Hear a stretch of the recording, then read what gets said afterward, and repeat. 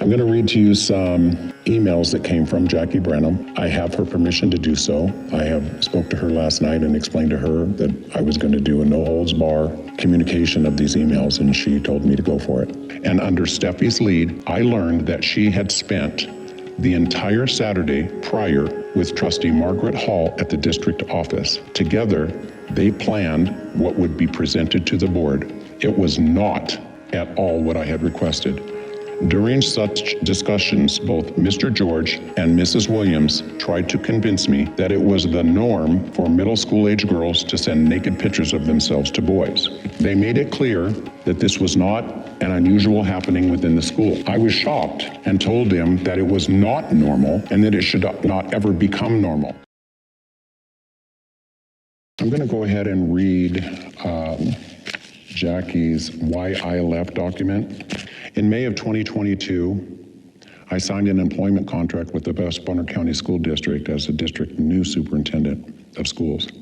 I came to them with 25 years as successfully proven experience, 5 as a classroom teacher and 20 as a principal and superintendent in 3 different Montana districts. My contract with West Bonner County School District is attached. Early on, I learned that the community was highly divided both politically and religiously. And in August, the school board rescinded a K-12 language arts curriculum that had been recently adopted. They did so after learning that the curriculum content included social emotional learning, which they deemed a Trojan horse for critical race theory. This was done during a highly contentious public forum, pitting teachers against emotionally charged community members. It was the beginning of what would become a very difficult professional position for me.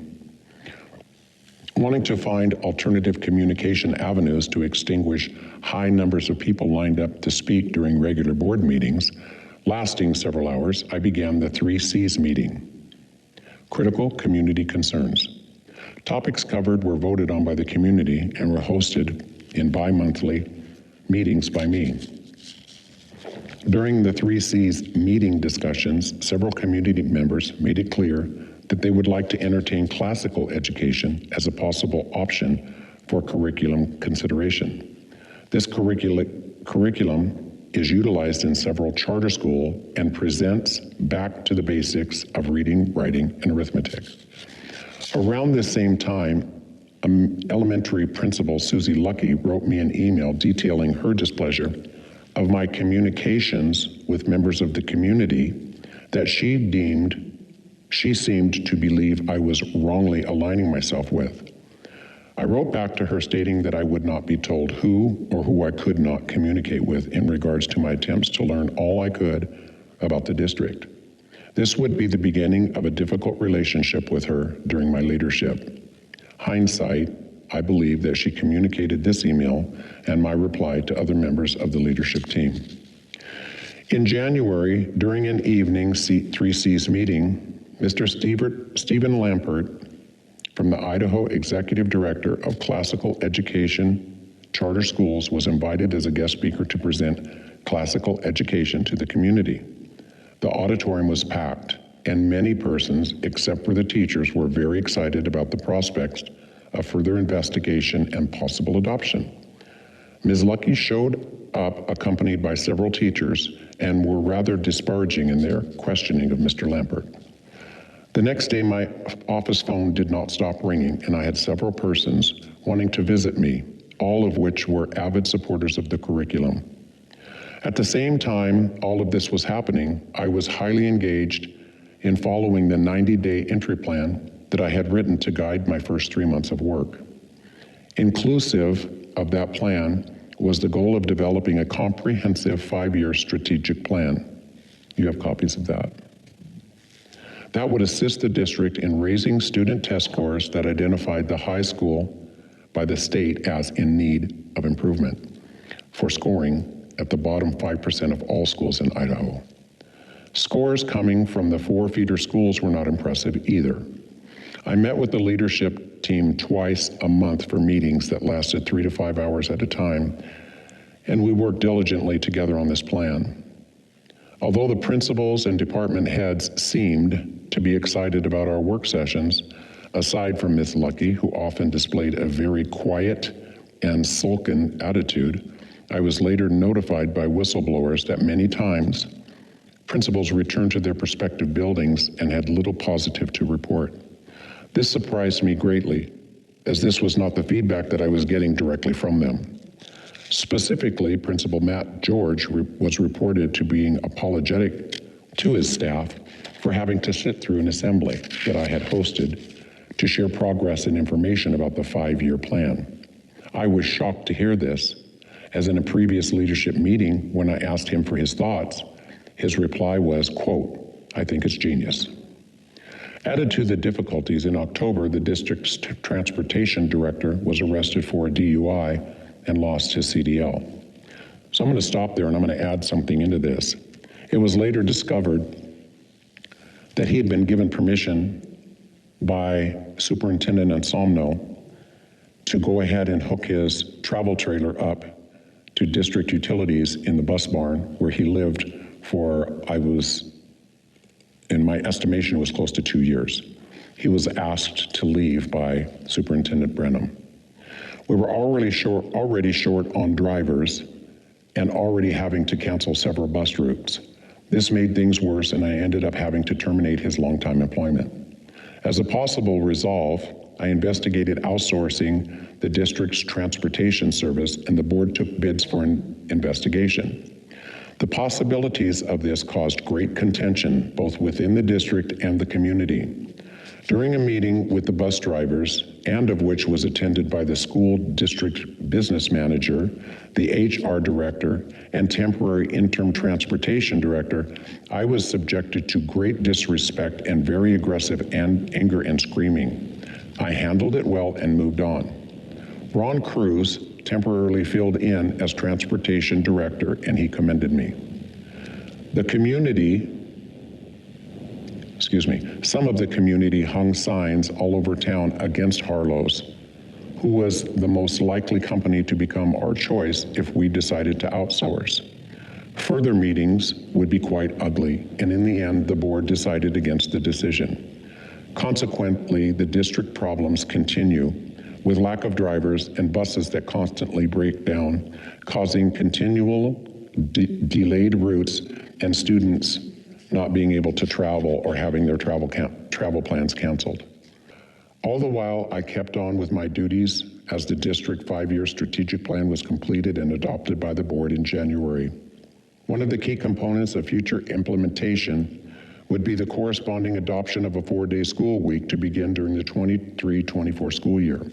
This would allow for crucial training to occur on Fridays, established for the administration to work together, hand in hand with the teachers, to initiate the goals and objective, which are called action items. As one would guess, this move was also met with anger by a handful of very loud community members who were led by a man by the name of Steve Hurst and his wife Hannah. The day after the board meeting adopted the 4-day school week in January, I was in my office writing a letter to all parents and community members to readdress the why behind the 4-day week.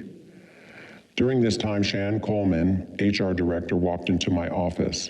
While there, I asked her to proof my letter for grammatical errors.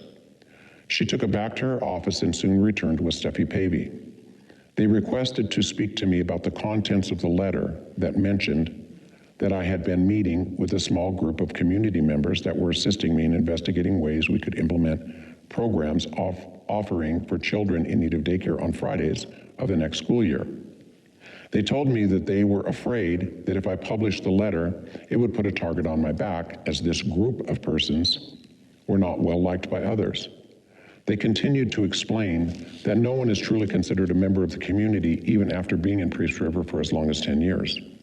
Also, that Steve Hurst was a well-known supporter of district levies, and that his attendance at a school board meeting was extremely rare, and that I should know that he and his family owned half of Priest River.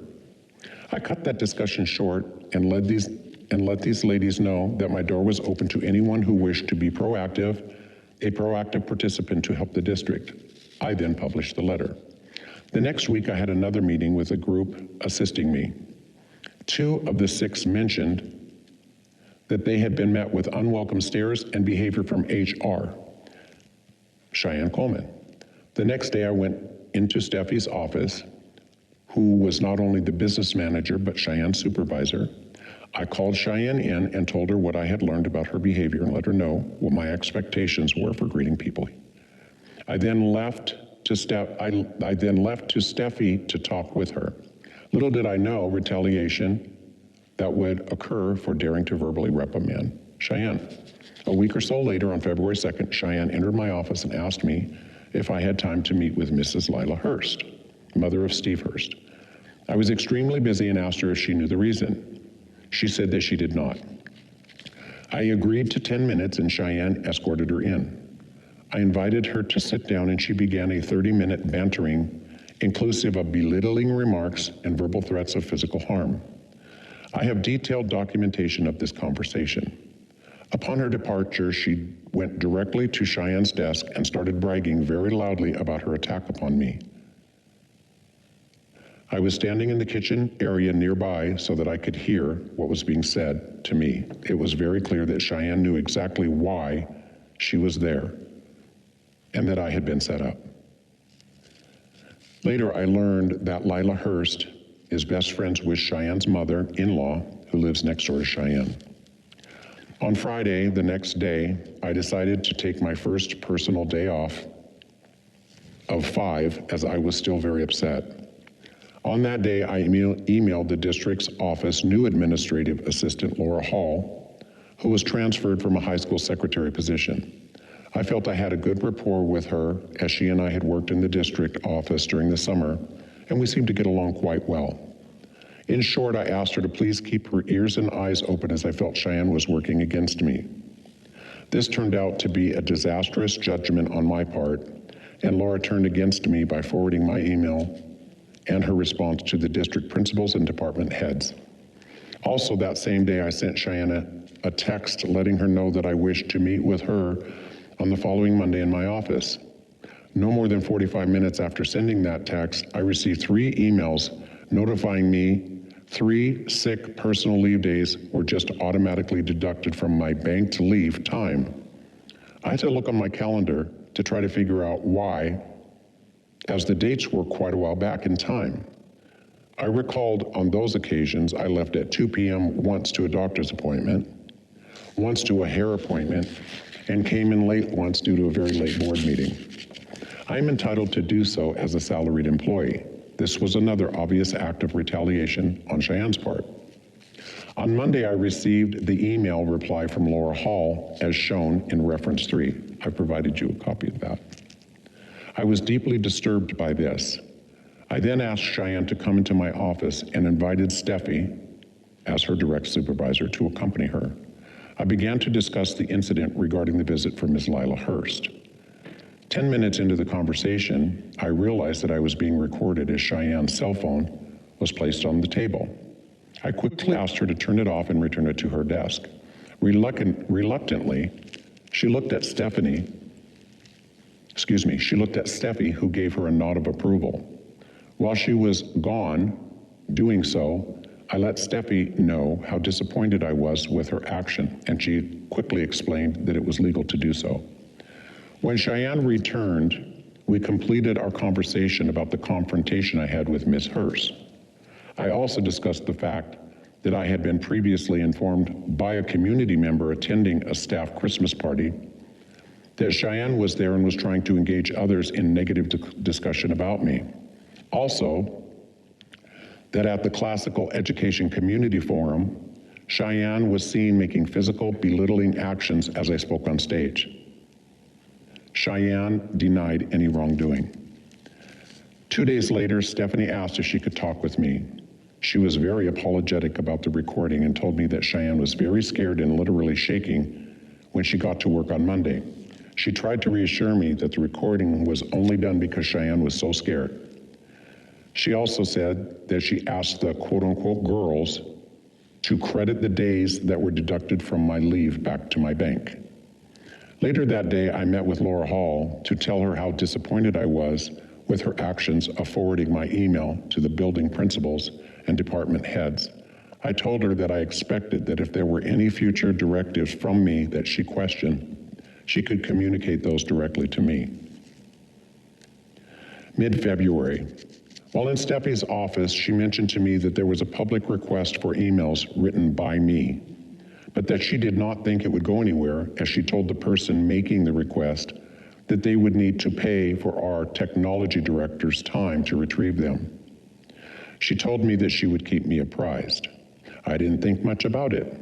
Later, on March 7th, I walked out into the front office and witnessed Miss Hannah Hurst handing Steffi a check. When she left, Steffi briefed me that she had paid her $540 for emails between myself and the school board. It was the end of the day, and I left the office. The next day, after thinking about the situation and realizing I should consult the district's attorney, I asked Steffi when the emails would be downloaded, as I had legal concerns. She had told me that she had our director of technologies do this 5 days prior. I then asked her where they were, and she told me that she gave them over to Laura Hall for redaction. I was shocked. I got the attorney Brett Walther on the phone, and he told me to have Laura delete the emails immediately due to possible FERPA violations and other private personnel matters that I had dealt with via email. He related that email redaction would need to be done by his paralegal and sent payment information for that job. By this time, I was extremely upset and ready to take disciplinary action against Cheyenne, Steffi, and Laura. I spoke with attorney Brett Walther, and he told me I had grounds for immediate termination of all three. He wrote me a letter of termination that I was to utilize. I was simply to add their names and the number of our grievance policies into the letter in the event that Steffi, Cheyenne, and Laura decided to dispute the matter. So in closing this, I've come to the conclusion that in the meetings that I've observed and the meetings that I've watched online, I've watched Margaret Hall pull the attention away from particular subjects and come back at either board members or the community by saying that's illegal. This is terminology she uses. That's illegal, state won't permit that. That's against state rules, that's against board policy, but she doesn't come up with specifics as far as where to find it. In many of those, I'll call them redirective attempts, it's about someone's attempt to get to the books, to get to the finances, to get to the bottom of what makes this district tick and how it's working. That's one of the things that I noticed. Specifically, I was pretty shocked to learn that Margaret was willing to keep Steffi Pavion, and they paid tens of thousands of dollars to keep her in the position she's in, on top of the $70,000+ she makes a year. And she made a comment, Margaret Hall recently made a comment, wanting to limit the money we put out for the auditors at $5,000 to begin with. Totally strange to me. In addition, she wanted to limit them. If they don't find, this is the way I interpret it, she wanted to do it in increments, evidently. My thought is this: Margaret knows how to delay. She's very good at it, very, very good at it. How to delay, redirect, etc. And also to put question in the minds of the public and maybe even some of the teachers. Some of the teachers I believe know she's doing it and they want her to do it. But Margaret Hall has worked very hard at creating doubt in the community as it relates to the conservative, and I'm talking about the three, I don't know Troy's last name, but Keith, and I don't know how to pronounce his last name, but the other one is Susan Brown. I've watched her do it. I've watched her sit there, and she's made me angry at them by some of the things that she has said. She's made me think that they don't know what they're doing as far as policy goes, that they're going against policy, that they're doing something illegal. She's this, that, and the other thing. And time and time and time again, when I do my research, I find that she's not accurate. And in some cases, I feel she's out and out lying. I feel that, and again, I wasn't looking at Margaret Hall. I had a whole nother direction I was going as it related to a different board member. And this kept coming up over and over and over again. And the fact that Margaret Hall, after I read this piece from Jackie Branham, created the document that would go to the board after working with Steffi Pavey on that Saturday for over 10 hours. She would then be one of the board members, and this is how I looked at it. She helps create the document, and then she goes up there and looks at it, and then she's got to approve it.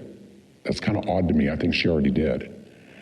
And I find it very, very concerning that what the then superintendent had asked to be done was circumvented by Margaret Hall and Steffi Pavey. And it was very clear to me at that point, due to the fact that Steffi Pavey has always, from what I'm reading here, has always had a question mark over her abilities, that Margaret Hall gets called in by Steffi or Cheyenne or whoever. But Margaret Hall, who evidently is the superior of the brain between Steffi and her, to put together something that was completely different than what Ms. Branham had requested. So the other thing is this. When it comes to teacher pay, athletics, and so on and so forth, the money that we have, I did not want the levy, I wanted the audit. I didn't vote for the levy, I voted for the audit. And the way that I see it is this. I know that we have enough money right now to give the teachers 3 or 4%, from what I understand, raise. A lot of the public and a lot of the parents don't know this part. What Jackie said in here was Paul Insomno gave raises of 8% before he left. That was less than a year ago, or maybe a little over a year ago. I contacted Ryan with the governor's office today, and Ryan told me that West Bonner County's teachers are receiving a 10% increase in pay beginning July 1. That was when it went into effect. And that puts Idaho in the top 10 in the nation for the highest paid teachers. What I want you to do is the math. 10% from the governor, 8% Paul already gave them. That's an 18% increase. When you talk about the 10% that the governor gave or the state gave to the teachers, Ryan at the governor's office said it translates to $6,000 per teacher. That is a $500 per month increase. Teachers are only working 9 months, I'm just saying. $500 per month increase in pay. I think it's, for me, that would be absolutely wonderful. It would be life-changing. Now they're asking for 17% more. And as I have heard on video from a very, very honest and forthcoming chair of our current board, that during teacher negotiations, it has been said, and the public needs to hear this. Teachers that are really about the kids need to hear this, and parents need to hear this. There is money in this district to give the teachers a 3 to 4% raise. Now add that up to what they've already gotten. Not only that, the teachers are saying, the teachers' representatives are saying, that is our money, keep your hands off it. If you want money for athletics and the kids, run another levy. Those are the teachers that I have been supporting while my kids went through this district, and it makes me sick to my stomach to know that they continue to use our kids to get their money. The increase that they got from Brad And the increase that they got from Paul really and truly should be enough. And I don't feel, according to the grades that we've got, the stats that we have, the graduation rates that we have, the dropout rates that we have, that they deserve anything, really and truly. They should be giving back money. And I heard someone at one of these meetings make a comment about our current superintendent and how he should give the money that he would be buying his lunches with and donate that money to athletics. And it came from a teacher. And I would challenge her to give up her raise for the same cause. And in closing, I think it's important that we not forget the stuff that we closed our mouth about as it pertains to Paul Insomno and the things that he allowed to happen and participated in during his time as a superintendent in West Bonner County. And don't even get me started on how much money he spent and where he ate his lunches and what his wife drove and who had control of the credit card and how many trips were paid for by the district, including his hotel charges, et cetera, et cetera, et cetera, et cetera, et cetera, et cetera. And that's all I have to say on the matter.